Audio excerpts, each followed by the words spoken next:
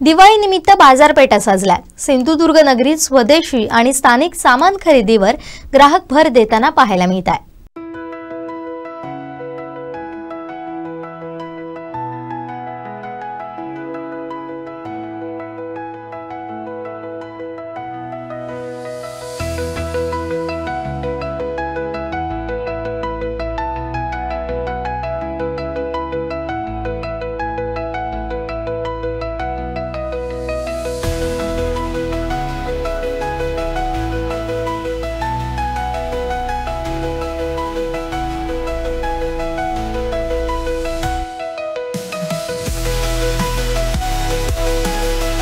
आपण पाहू शकतो दिवाळीसाठी सगळी दुकानं सजलेली आहेत आणि दिवाळीच्या खरेदीसाठी लोकांची वर्दळ सुरू झालेली आहे।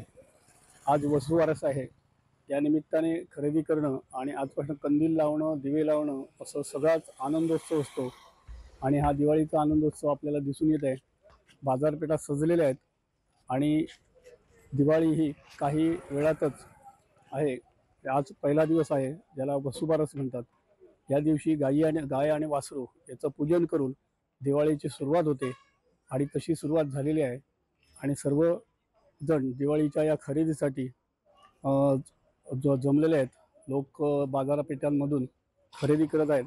विशेष जर पाहायचं असेल तर ह्यावेळी जास्तीत जास्त लोकल जे मार्केट आहे, जे इथेच तयार होणार आहे अशालाच लोकांची पसंती जास्त आहे।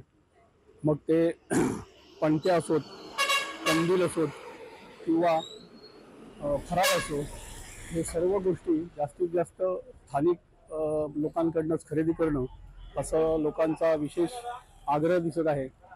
त्यामध्ये फराळाचंही महिला बचत गटांच्या माध्यमातून जे फराळ निर्माण केला जातो, हा फराळ खरेदी करण्यासाठी लोक उत्सुक असलेले दिसतात। यावेळी जिल्हा परिषदेने फराळांसाठी जिल्हा परिषद परिसरात, त्याचप्रमाणे जिल्हाधिकारी कार्यालय परिसर, त्याचबरोबर सर्व पंचायत समित्या, बऱ्याच ठिकाणी ग्रामपंचायत परिसरातही आणि मुख्य ठिकाणी महिला बचत गटांनी तयार केलेला जो फराळ आहे तो विक्रीसाठी ठेवलेला आहे।